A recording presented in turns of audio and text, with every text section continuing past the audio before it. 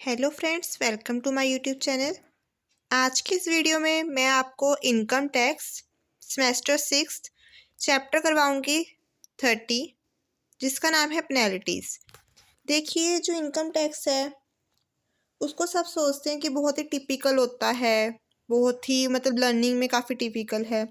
But आज मैं आपको पेनल्टीज़ के कुछ ऐसे नोट्स आपको बताऊंगी जिससे आप सोचोगे कि पेनल्टीज़ का चैप्टर बहुत इजी है, और आगे आने वाली जितनी भी हमारी वीडियोस होंगी उसमें जो भी इनकम टैक्स से रिलेटेड जो भी चैप्टर्स होंगे उसकी इजी वीडियो हम बहुत ही डालने वाले हैं। इसमें आपको सारे नोट्स प्रोवाइड होंगे, तो उसको जानने के लिए प्लीज़ हमारा चैनल सब्सक्राइब कीजिए। तो आइए स्टार्ट करते हैं इजी वे में इनकम टैक्स। देखिए, सबसे पहले तो ये जो पेनल्टी वाला चैप्टर है उसमें आपको क्या लिखना होगा, इंट्रो लिखनी होगी, मीनिंग लिखना होगा, और फिर आप ये स्टार्ट करोगे कि क्या आइटम्स होती हैं पेनल्टीज़ की। ठीक है, जो हमने ये लिखी हैं वो देखिए नोट्स में हमने 2 ही डिफाइन करी हैं, बाकी सारी मैं आपको बुक्स से ही इजी वे में टिक करवा दूंगी। ठीक है फ्रेंड्स, तो चलिए स्टार्ट करते हैं। सबसे पहले इंट्रो से स्टार्ट हो जाते हैं। देखो, इंट्रो और मीनिंग, ये जो 2 चीज़ें होती हैं ना क्वेश्चन के आंसर की, वो बहुत इंपॉर्टेंट होती है। अगर आपकी ये इम्पैक्ट डाल गई एग्जामिनर के माइंड में तो समझिए आपके 15 मार्क्स से क्वेश्चन में से 13 या 14 मार्क्स पक्के हैं। तो इसीलिए इनको एक इम्प्रेशन डालना है हमने अपने एग्जामिनर पे। तो देखिए, मीनिंग हमने किस तरह से लिखा है। हमने मीनिंग लिखा है इसका मीन्स, मतलब इस तरह से कंसेप्चुअल डायग्राम बनाया है और कौन कौन इसे इम्पोज करता है वो बताया है। तो सबसे पहले इंट्रो से स्टार्ट करते हैं, फिर मीनिंग पर चलते हैं। मतलब मीनिंग आपका इम्पैक्टफुल होना चाहिए, तभी एग्जामिनर के माइंड पर इम्प्रेशन डलता है। तो इंट्रो से स्टार्ट करते हैं फ्रेंड्स। देखिए, under income tax act penalty imposed on the tax payer. सबसे पहले किस पर लगती है? टैक्स पेयर पर लगती है, जिसको टैक्स पे करना है। क्यों लगती है? If the tax payer not follow the provisions of the income tax act. अगर वो इनकम टैक्स की प्रोविजंस फॉलो नहीं करता तो ये किस पर इम्पोज होती है? हमारे टैक्स पेयर पे। देखिए, इंट्रो में कभी हमने सीधा मीनिंग नहीं बताना, क्योंकि मीनिंग फिर हम किस क्यों लिख रहे हैं अगर इंट्रो में ही हमने मीनिंग बता दिया। तो बस इसमें सिंपल बताना है कि जो पेनल्टी होती है वो टैक्स पेयर पर लगती है क्योंकि उसने फॉलो नहीं करे provisions of the income tax act. तो जो असेसिंग ऑफिसर होता है, कौन करता है? असेसिंग ऑफिसर इम्पोज करता है पेनल्टी असेसी पर, और असेसी लायबल हो जाता है उस पेनल्टी को पे करने के लिए। अब इंट्रो में ही हमने जान लिया कि टैक्स पेयर पर लग रही है, असेसिंग ऑफिसर लगा रहा है और वो लायबल हो रहा है पेनल्टी को पे करने में। पेनल्टी क्या है वो हम जानेंगे मीनिंग से। यहाँ से बहुत ईजिली क्लियर होगा कि पेनल्टी क्या है। सबसे पहले तो penalty means a penalty is a punishment imposed on tax payer. जो टैक्स पेयर पर लगती है वो होती है हमारी पेनल्टी। ठीक है, एक पनिशमेंट होती है। पनिशमेंट मतलब सजा। In the form of fine, fine के फॉर्म में, मतलब मनी मांगेंगे उससे। When tax payer not follow the provisions of the income tax act, क्योंकि उसने इनकम टैक्स के प्रोविजंस फॉलो नहीं करे। तो ये एक पनिशमेंट है जो टैक्स पेयर पर इम्पोज हुई है in the form of fine. Okay, अब ये देखिए, इम्पोज्ड बाय असेसिंग ऑफिसर कर सकता है, जॉइंट कमिश्नर कर सकता है, कमिश्नर, प्रिंसिपल कमिश्नर, कमिश्नर। तो ये बहुत ही इम्पैक्ट डालने वाली बात है। ठीक है, तो ये देखिए friends, intro and then meaning. अब चलते हैं हम आइटम्स ऑफ पेनल्टी। अब देखिए, जो आपकी बुक में दे रखा है, ये देखिए इस तरह से डायग्राम में दे रखा है, ये सारे सेक्शंस हैं, ये नेचर ऑफ फेलियर या फिर डिफ़ॉल्ट है और ये पेनल्टी है। तो पहले आपको एग्जाम में ये डायग्राम मस्टली बनाना पड़ेगा। ठीक है, इसके लिए आपको सेक्शंस रन करने पड़ेंगे और इसके हेडिंग्स और क्या क्या पेनल्टीज इस पर लगती हैं। तो इसको अगर आप इजी वे में जानना चाहते हो ना कि कैसे रन करें सेक्शंस एंड क्या हेडिंग्स है और क्या पेनल्टी है, तो आज की वीडियो आपने पूरी देखनी है। आपको बहुत अच्छे से क्लियर होने वाला है कि क्या है पेनल्टी। अब पहले फर्स्ट पॉइंट पर चलते हैं। फर्स्ट पॉइंट है penalty on tax in default. Section क्या है? 221। ये एक सिंगल सेक्शन है जो इस चैप्टर में बाकी सारे रिलेट करेंगे, तो सिर्फ आपको ये वाला माइंड में रखना है। 221 penalty on tax in default.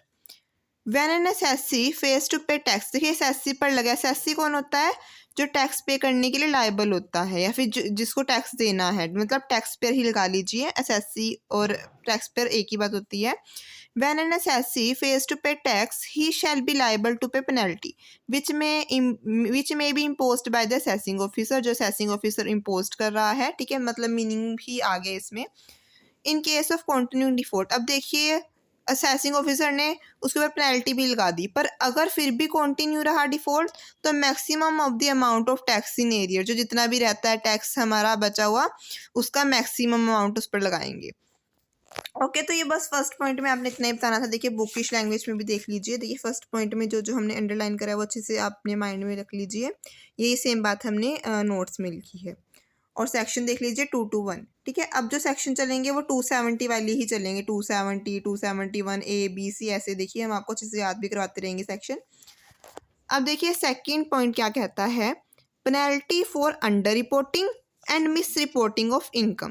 Under reporting का मतलब क्या होता है, मिस रिपोर्टिंग का। सबसे पहला क्वेश्चन तो आपके माइंड में यही आया होगा कि अंडर रिपोर्टिंग क्या है, ये मिस रिपोर्टिंग क्या है, इस पे देखिए पेनल्टीज लग रही हैं अगर।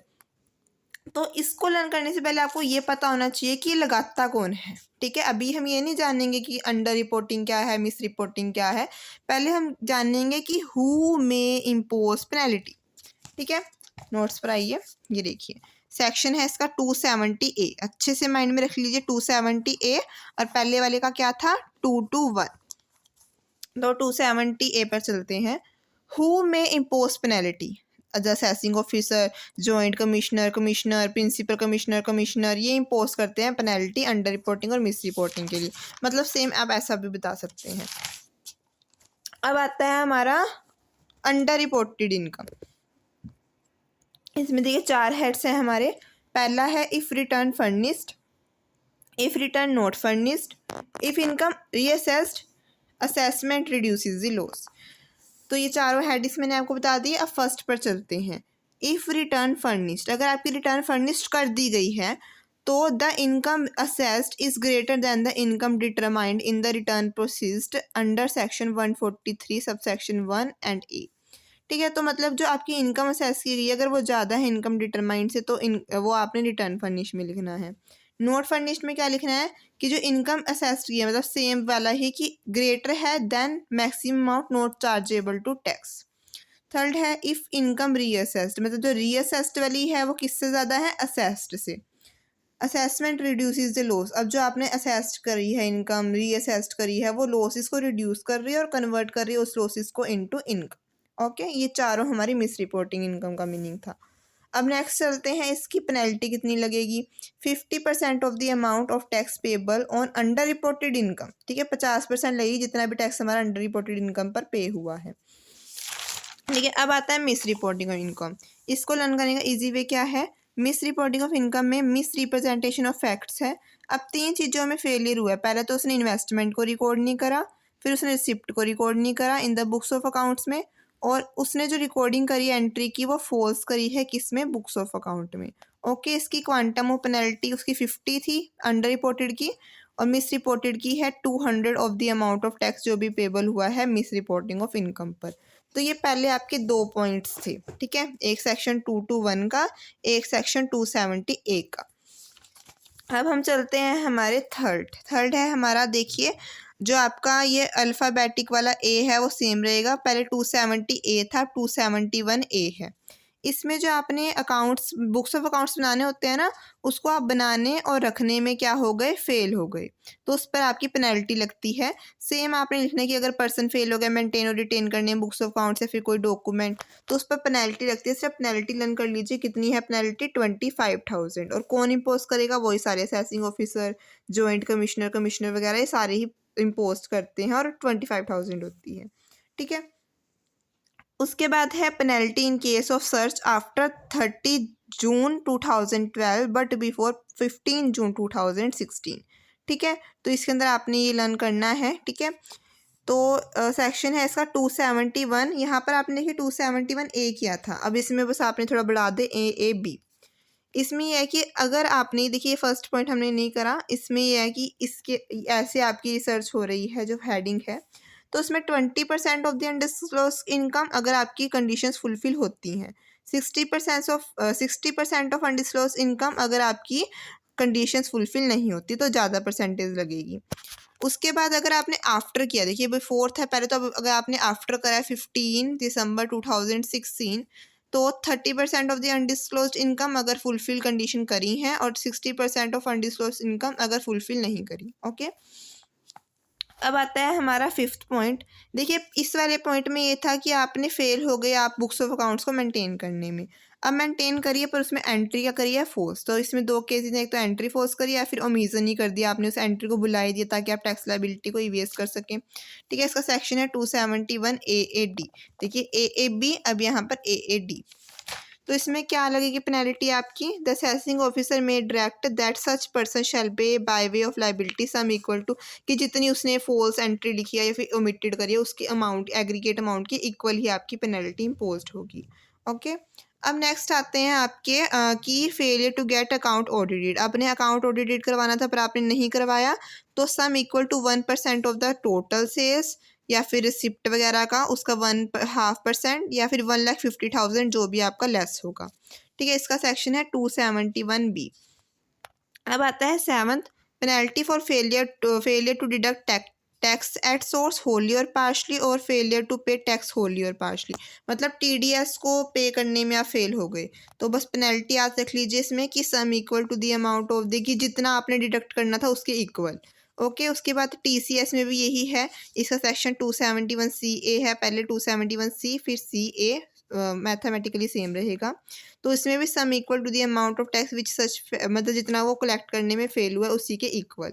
ठीक है, देखिए सारी इक्वली वाली आ रही है पेनल्टी। अब penalty for failure to take or accept loan or deposit by cheque or draft section 271D। इसमें 20,000 सम था आपका जो आपने अकाउंट पे चेक और अकाउंट पे ड्राफ्ट से और या फिर ECS के यूज़ से आपने बैंक के थ्रू करा है, तो आप इस पे इक्वल उसी के इक्वल जितना फेल हुए करने में उसके इक्वल ही आपकी पेनल्टी इम्पोज्ड होगी।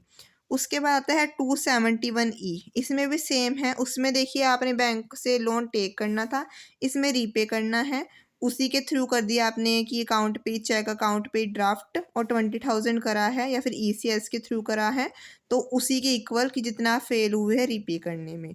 ठीक है, उसके बाद आता है penalty for failure to furnish statement of financial transaction or reportable account. आपने कोई फर्निश ही नहीं करी, जो भी आपने फाइनेंशियल ट्रांजैक्शंस की स्टेटमेंट्स वगैरह थे फिर रिपोर्टेबल अकाउंट्स की, तो 271FA आएगा। इसमें 500 फॉर एवरी डे, 500 रुपये लगेगा। ठीक है, फाइन। उसके बाद ये देखिए नेक्स्ट है FAA 271FAA, penalty for furnishing inaccurate statement. इसके अंदर आपने जो स्टेटमेंट दी है वो इनएक्यूरेट दी है, पहले तो आप फेल हो गए थे स्टेटमेंट को फर्निश करने में, अब जो आपने दी है वो इनएक्यूरेट है, किसकी, फाइनेंशियल ट्रांजैक्शन की और रिपोर्टेबल अकाउंट की। ठीक है, तो इसके अंदर आपका 5,000 लगेगा, उसमें 500 था। अब है penalty for failure to furnish statement or information or document by eligible investment fund. एक इन्वेस्टमेंट फंड है, उसने कोई स्टेटमेंट जो है वो फेल हो गया उसे फर्निश करने में विद इन 90 डेज, इसमें आपने टाइम लिमिट याद रखनी है, तो उस पर 5 लाख का फाइन लगेगा और इस पर FAB ये है इसका। देखिए ऐसे याद रखिएगा आप प्लीज़ कि 500 है पहले, फिर 5,000 है, फिर 5 लाख है, ऐसे आपको लर्न रहेगा।